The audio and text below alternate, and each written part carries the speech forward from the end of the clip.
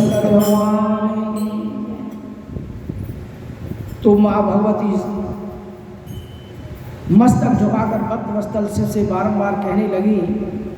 सती बोली, हे देवादेव महादेव प्रभु जगतपते, आप मेरे पिता को कहकर इस वैवाहिक विधि से मेरा पाणी ग्रहण करें। मेरे से बात नहीं चलेगी, आपने मेरे सामने प्रस्ताव रख दिया, परंतु मेरे पिताजी को मनाइए, मेरे पिताजी से बोलो कि मैं सती से पाणी ग्रहण विवाह करना चाहता हूँ।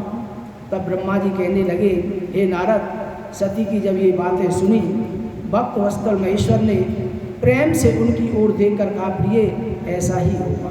बोलो शंकर भगवान। तब दक्ष कन्या सती भी भगवान शिव को प्रणाम करके भक्ति पूर्वक विदा मांगा और विदा मांगकर जाने की आज्ञा प्राप्त करके मोह और आनंद से युक्त तो माता के पास लौट जाती है। जब माता के पास गई, इधर भगवान शिव भी हिमालय पर चले जाते हैं। जो मनोभाव से ब्रह्मा जी ने और भगवान विष्णु ने शिव जी को वहाँ भेजा था सती के पास, वो उनका मनोभाव पूर्ण हो चुका था। भगवान भोलेनाथ सती को वरदान दे आए कि मैं तुमको पति के रूप में मिलूंगा और तुम्हारे पिता से कहकर ही विवाह पाणी ग्रहण करेंगे। जब भगवान भोलेनाथ अपने कैलाश को लौट गए, माता सती अपनी माता के पास जाती है, तो इधर हिमालय पर अपने आश्रम में प्रवेश करके दक्ष कन्या सती के वियोग से कुछ कष्ट का अनुभव करते हुए उन्हीं का चिंतन करने लगे बाबा भोलेनाथ। जब वहाँ हिमालय पर पहुँच गए तो सती का वियोग सहन करने लगे, कुछ चिंता होने लगी। तो हे देवर्षि, फिर मन को एकाग्र किया, लौकिक गति का आश्रय लिया। भगवान शंकर ने मन ही मन मेरा स्मरण किया, अर्थात ब्रह्मा जी का स्मरण किया। त्रिशूलधारी महेश्वर के स्मरण करने पर उनकी सिद्धि से प्रेरित हो मैं तुरंत ही उनके सामने उपस्थित हो गया।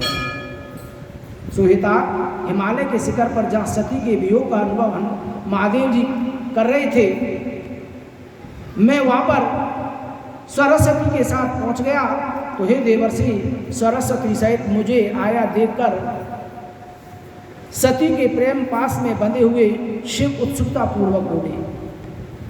शंभुनाथ बोले कि हे ब्राह्मण, हे ब्रह्मा जी, मैं जब से विवाह के कार्य में स्वार्थ बुद्धि करके बैठा हूँ, आपने मेरे को सती के पास भेजा, मैं वहाँ वर दे के आया हूँ, तब से मन कुछ बेचैन हो रहा है।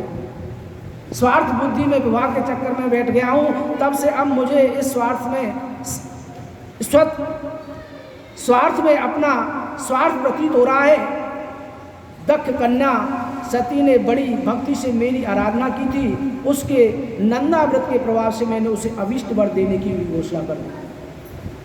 सो हे ब्राह्मण, तब उसने मुझे ये वर मांगा कि आप मेरे पति हो जाइए।